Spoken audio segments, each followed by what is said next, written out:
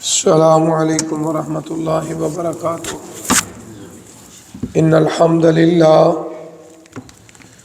الصلاۃ والسلام علی من لا نبی بعد، فاعوذ باللہ السمیع العلیم من الشیطان الرجیم، بسم اللہ الرحمن الرحیم۔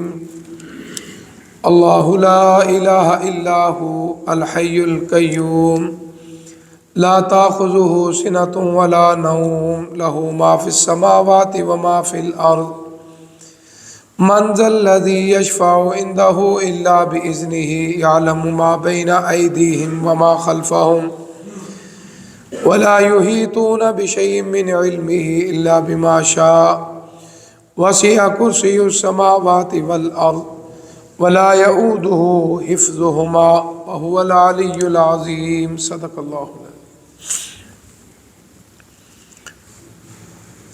اللہ کے سوا کوئی الہ نہیں مگر وہی اللہ ہے، ہمیشہ زندہ رہنے والا ہے، ہمیشہ قائم رہنے والا ہے، اسے اونگ اور نیند نہیں آتی۔ اسی کے لیے ہے جو کچھ آسمانوں میں ہے اور جو کچھ زمین میں ہے، اس کے پاس اس کی اجازت کے بغیر کوئی سفارش نہیں کر سکتا۔ وہ جانتا ہے جو ان کے آگے ہے، جو ان کے پیچھے ہے۔ اس کے علم سے کوئی چیز احاطہ نہیں کر سکتا مگر جس کو اللہ چاہے۔ اس کی کرسی آسمانوں اور زمینوں کی وسعت میں ہے، اور ان دونوں کی حفاظت ان کو تھکاتی نہیں، اکتاتی نہیں۔ وہی بلند ہے اور عظیم ہے۔ حضرات محترم، اللہ کے فضل و کرم سے آج 7واں روزہ ہے۔ اللہ تعالیٰ قبول و منظور فرمائے۔ بڑی تیزی سے رمضان کے دن اور راتیں گزر رہی ہیں۔ سورہ بقرہ کی اس آیت کرسی اور عظیم آیت کی تشریح اور توضیح بیان ہو رہی ہے۔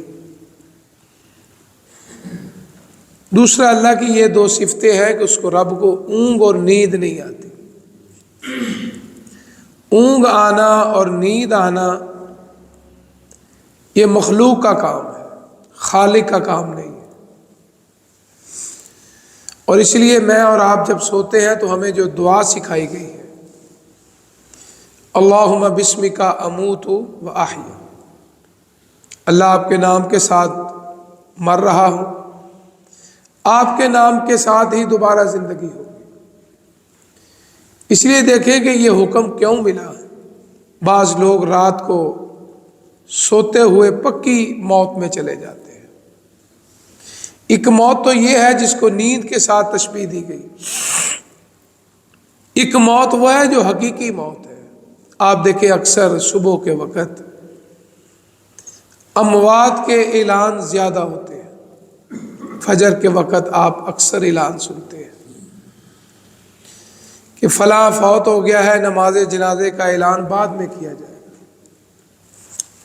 اس کی وجہ یہ ہے کہ اس نے جو دعا پڑھی تھی یا نہیں پڑھی تھی یہ تو اللہ کے علم میں ہے، لیکن اس کی نیند جو ہے حقیقی موت کی طرف منتقل ہو چکی ہے۔ یہ مخلوق کی اللہ نے نشانیاں رکھی ہیں۔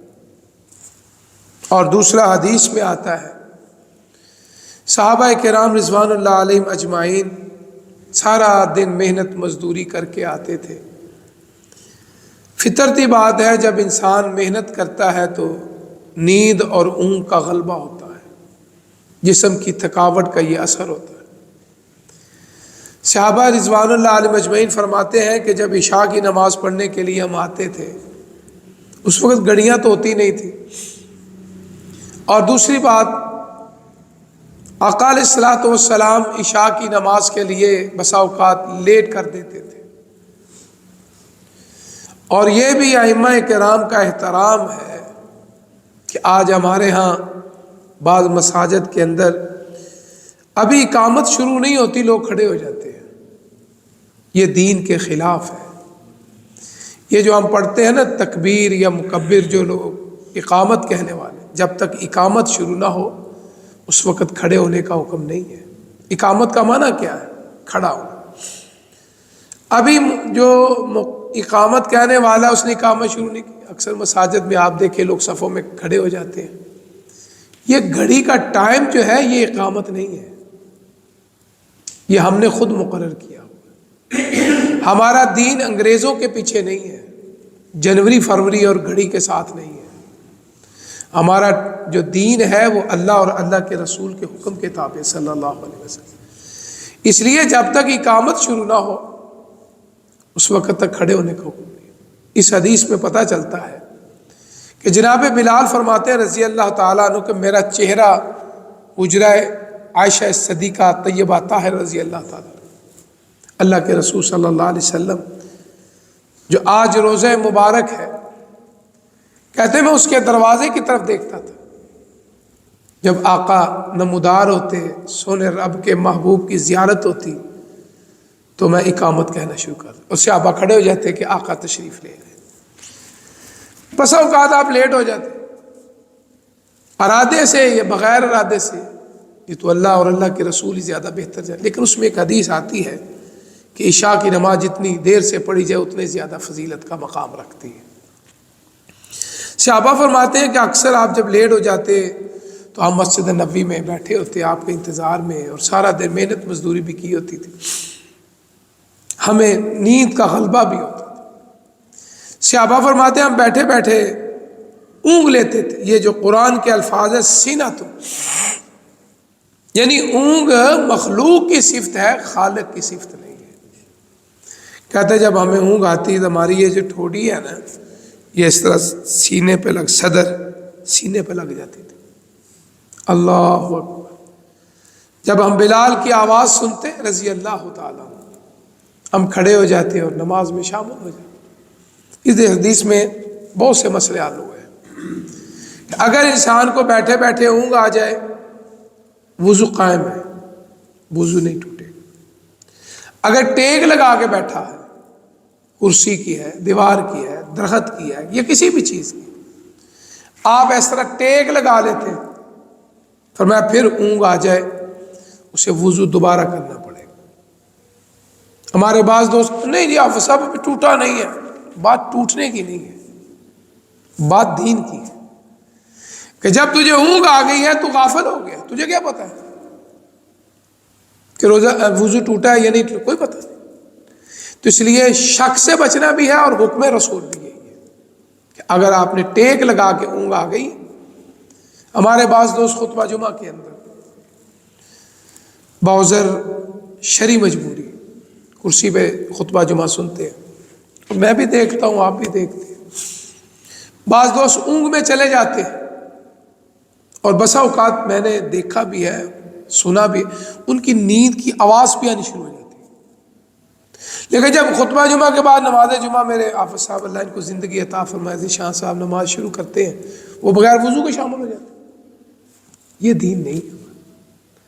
پہلی بات تو یہ ہے کہ خطبہ جمعہ کے اندر دیوار کے ساتھ ٹیک نہ لگائے، کرسی پہ بیٹھے ہیں کرسی پہ ٹیک نہ لگائے، کیونکہ انسان محتاج ہے، کمزور ہے۔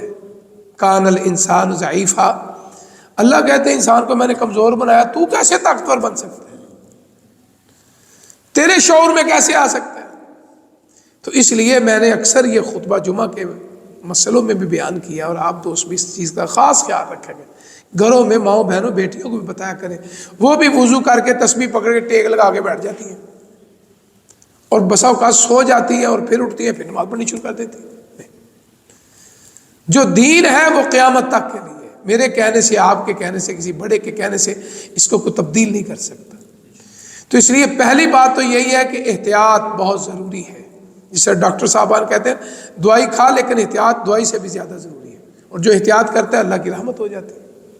تو اس لیے آپ نے اگر بیٹھنا ہے تو پہلی بات تو یہ خطبہ جمعہ میں آپ ٹیک لگا کے نہ بیٹھیں، کیونکہ خطبے کے اندر انسان کو کسی وقت بھی غافل ہو سکتا ہے، اور ٹیک لگی ہو تو پھر سکون، پھر اللہ کا گھر ہو، سبحان اللہ، جہاں سکون ہی سکون اللہ نے رکھا ہے۔ اللہ اکبر، یہ اللہ کے باغ ہیں جنت کے، یہاں پھل کھانے کے لیے آتے ہیں، تو پھر ذرا تھوڑا سا ریسٹ مارے گا تو وہ سو جائے گا، اس کو نیند کا غلبہ ہو جائے گا۔ تو اس لیے آقا علیہ الصلوۃ والسلام کے صحابہ فرماتے ہیں رضوان اللہ علیہ مجمعین، ہم دوبارہ وضو نہیں کرتے تھے۔ تو اس لیے یہ مسئلہ حل ہو گیا کہ اگر اونگ آ جائے، ٹیک لگا کے بیٹھا ہے، غافل ہو گیا، بہتر یہ ہے کہ وضو کر کے نماز میں شامل ہو۔ تو اللہ تعالیٰ نے اس آیت الکرسی کے اندر اپنی یہ خوبصورت صفت بیان کی ہے کہ میں وہ رب ہوں، نیند تو کیا ہے مجھے اونگ بھی نہیں آتی۔ تو ہم اس رب کے ماننے والے ہیں۔ اللہ مجھے اور آپ اس پہ عمل کرنے کی توفیق عطا فرمائے۔ الحمدللہ رب العالمین والعاقبۃ للمتقین۔ اللهم صل على محمد وعلى آل محمد كما صليت على إبراهيم وعلى آل إبراهيم إنك حميد مجيد اللهم بارك على محمد وعلى آل محمد كما باركت على إبراهيم وعلى آل إبراهيم إنك حميد مجيد اللهم ربنا آتنا في الدنيا حسنة وفي الآخرة حسنة وقنا عذاب النار۔ اللہ آپ کی توفیق سے روزہ رکھا اللہ مکمل کرنے کی توفیق عطا فرما۔ اللہ ہمیں دنیا آخرت کی کامیابیاں کامرانیاں عطا فرما۔ وارزقنا وانت خیر الرازقین، اے اللہ ہمارے صغیرہ کبیرہ گناہ معاف فرما۔ اللہم انک عفو تحب العفو فاعف عنا رب ارحمہما کما ربیانی صغیرا ربنا تقبل منا انک انت السمیع العلیم وتب علینا انک انت التواب الرحیم۔ صلی اللہ علی خیر خلق محمد وآلہ اجمعین برحمتک یا ارحم الراحمین۔